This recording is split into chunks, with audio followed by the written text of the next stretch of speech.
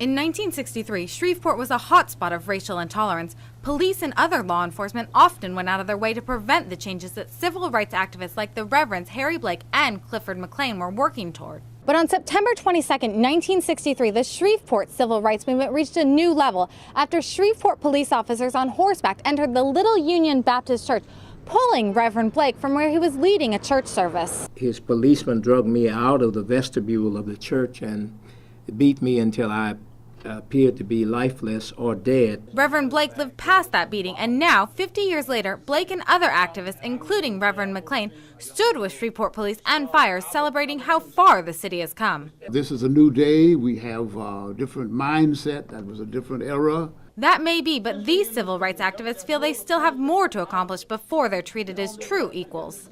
So we're headed in the right direction, but we got some rough days ahead also. For them, the trial of Trayvon Martin reminds them of just how far they have to go. At my age, I deal with reality. I didn't expect any other verdict. We are in America. This is America. And we got to say to our young people, and especially the blacks, but whites too, that there is prejudice in America. But there's also hope that will change, asking younger generations to learn from our past so we can have a better and brighter future. In Shreveport, Annie Anderson, Fox 33 News, Arklatex.